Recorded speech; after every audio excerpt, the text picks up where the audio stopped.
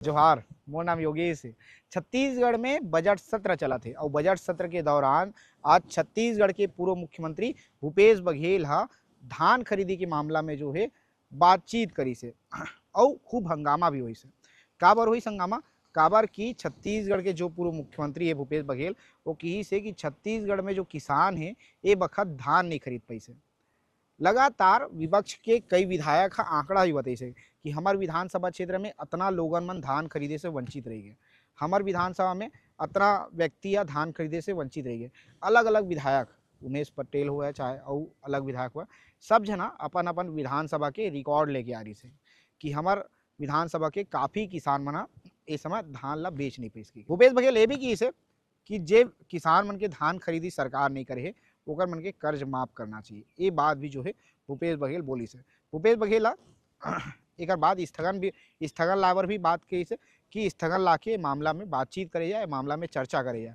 एक जो है सभापति हा बात ला मना कर देते कि स्थगन नहीं लाया जाए में। ओकर बाद जो है ये मन हा जितना विपक्ष के नेता है वो सब जना बाहर चल देते, गर्भगृह में स्वयं जाए के बाद में वो निलंबित हो जाते। ओकर बाद जो भूपेश बघेल बाहर आते सदन से, वो बाहर आए के बाद में वो मीडिया से बातचीत करते तो वो बोलते कि लगातार छत्तीसगढ़ में जब किसान मन के धान खरीदी नहीं हुई से एक कारण से छत्तीसगढ़ में कई किसान जो है आत्महत्या करे के कोशिश भी करी से। अलग अलग जिला के नाम ली से यहाँ के किसान आत्महत्या करे के जो है धान खरीदी नहीं हुए के कारण से कोशिश करी थे।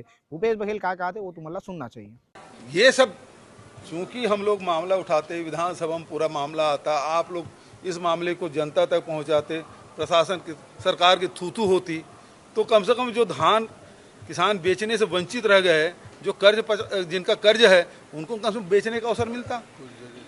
केदार कश्यप पहले बोल दिए थे कि नहीं होगी चर्चा। मैं तो इसीलिए आसंदी से अपेक्षा किया कि आप ग्राह्य करके चर्चा कराएं, ग्राह्यता में चर्चा कराएं, और नहीं तो कम से कम नेता प्रतिपक्ष ने जो स्थगन दिया उसको वाचन कर दीजिए और सरकार से जवाब ले लीजिए। लिखित जवाब दे तो पहले, कुछ भी नहीं, सब लिपापोती कर रहे हैं, जवाब देने से बच रहे हैं।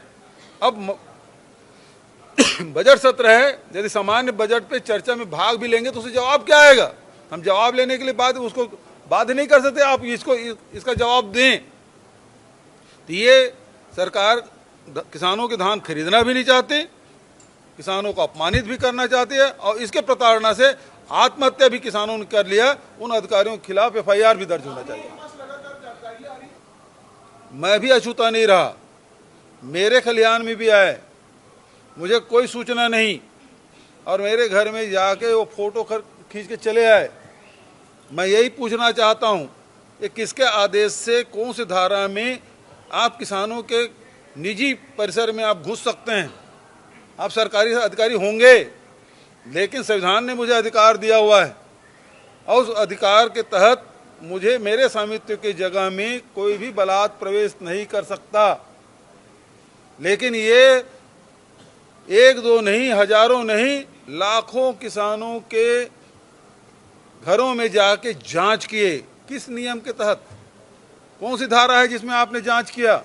अधिकारी राज चल रहा है यहाँ, ये सुशासन है। कारण एक तो रकबा आपने एग्रो स्टेट में आपने रकबा काट दिया, खसरा गायब कर दिया, रकबा गायब कर दिया। दूसरा, उसके बाद समर्पण करा दिए।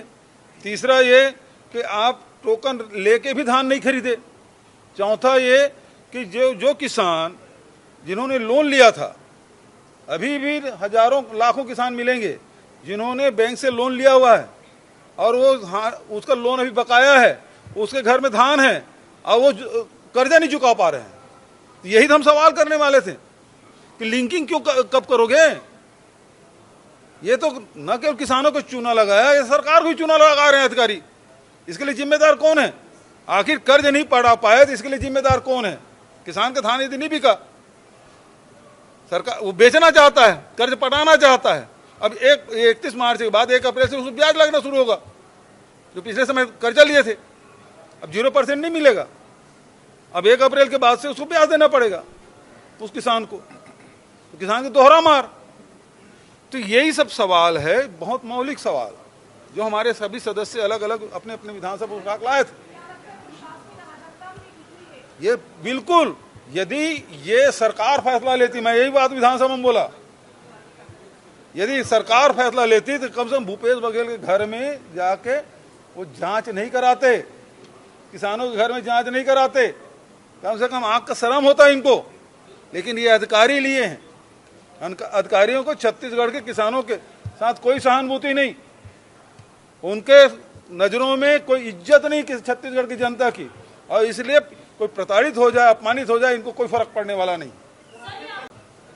ये आंकड़े सरकार को देना पड़ेगा, हमको अपने अपने विधानसभा की जानकारी है।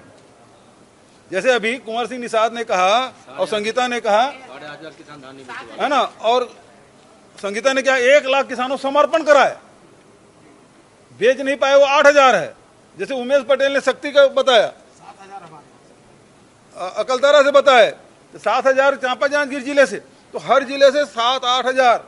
यहाँ तो हम यदि गाय करते तो हम बताते कुनकुरी में क्या हुआ, जमीन किसी और के नाम से बेच कोई और रहा है, ये चल रहा है कुनकुरी में। विष्णु की विधानसभा, ये विष्णु सुशासन है।